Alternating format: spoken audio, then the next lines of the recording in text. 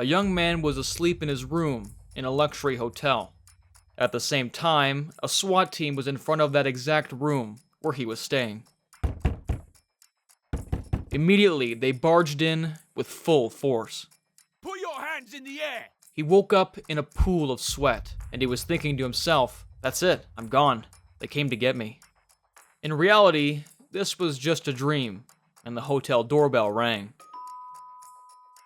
It turned out to be the maid saying, "Would you like some fresh towels?"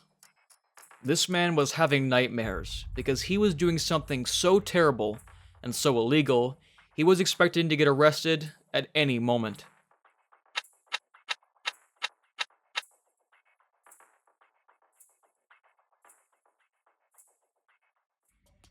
In 2011, Australia, after finishing his shift, a 29-year-old bartender went to a nearby ATM to get a balance on his account. But it kept saying, "Balance unavailable at this time." So he transferred $200 from his credit account to his savings account. This time it said, "Transaction cancelled," and the ATM spat his card back. He didn't think about it too much, and he went to the bar to continue drinking with his friends. Later, after he left the bar, on his way home, he passed by an ATM from the same bank. Drunk and bored, he put his card in and began playing around.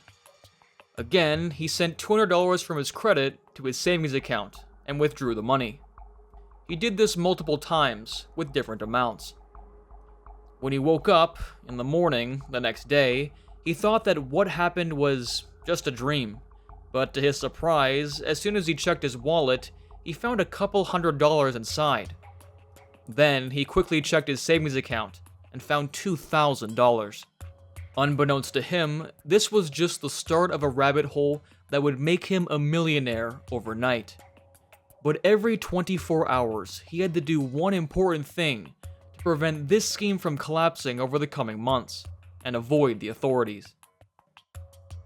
The guy's name is Dan Saunders, and what he accidentally discovered is that the bank's system had a delay in processing transactions made between midnight and 1 a.m. The ATM would show the transfer had gone through, even though the money hadn't actually moved.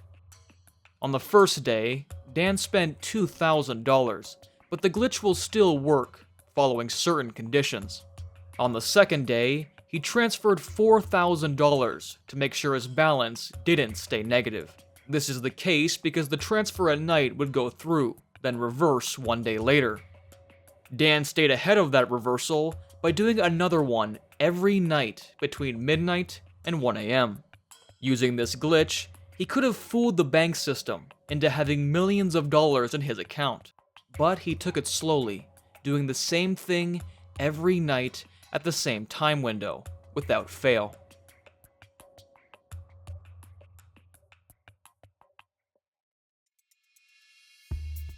Dan was an outgoing person, without a care in the world.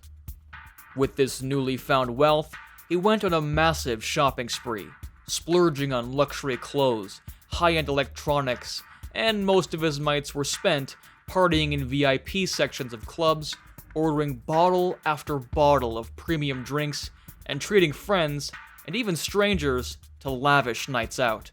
Some of his close friends began questioning his new source of wealth, and wanted nothing to do with him or his money. Others didn't care, and enjoyed this lavish lifestyle with Dan while it lasted. He also recklessly gambled huge sums at casinos, throwing money around as if it were endless. When people asked him about his occupation, he would say that he is an investment banker, real estate investor, and many other lies to keep his cover. Dan was in complete awe of the whole situation. The bank never bothered by asking important questions. Instead, they would routinely call to ask whether he spent a certain amount of money in a certain place, and he always answered, "Yeah, that was me." During his spending spree, Dan traveled to many countries outside of Australia. But how did he keep his ATM routine between midnight and 1 a.m., you might ask? Probably this is the only time when Dan was disciplined, because he made sure he never missed his ATM time. When he traveled, he asked friends to go over the same ATM routine, following his instructions. Dan was enjoying his lifestyle, but there was a problem. A big part of him was paranoid. Every call he received, he answered immediately, thinking to himself, "This might be it. They got me." But that call never came. He was able to do this night after night, till he said, "This is enough." After 4 months of his crazy lifestyle, he decided to turn himself in.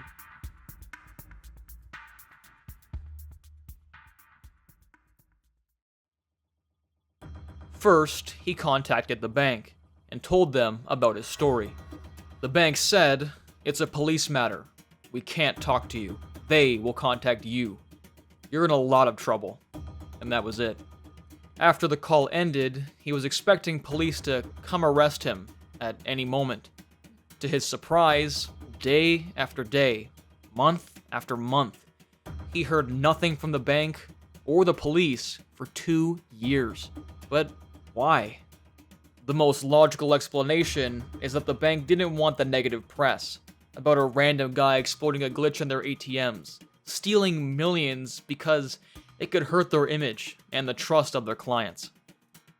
Dan had enough of this, so he contacted media companies for interviews to talk about what he did.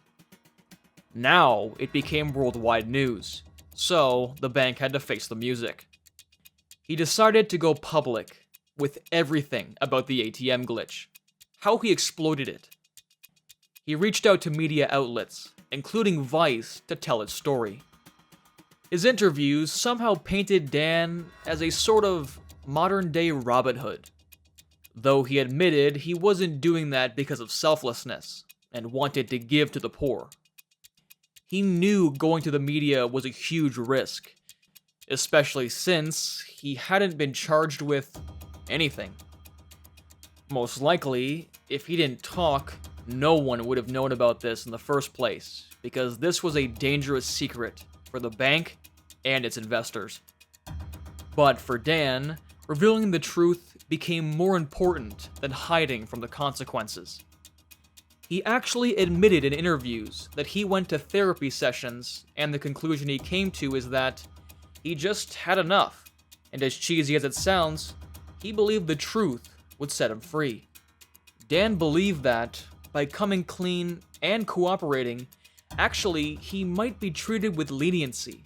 Or at least, he was going to be considered a whistleblower, revealing a major banking flaw. However, once his story went viral, it got the attention of law enforcement. He was arrested and scheduled for a court hearing. Dan pleaded guilty, but he faced a weird problem. He thought he was going to get totally reamed, but the court was weird because no one actually understood what he did. Not the judge, not the prosecutor, so it was very odd. There were many blank looks, and the bank provided minimal evidence. In the end, he got 1 year inside prison. Then, he was allowed out on an 18-month community service.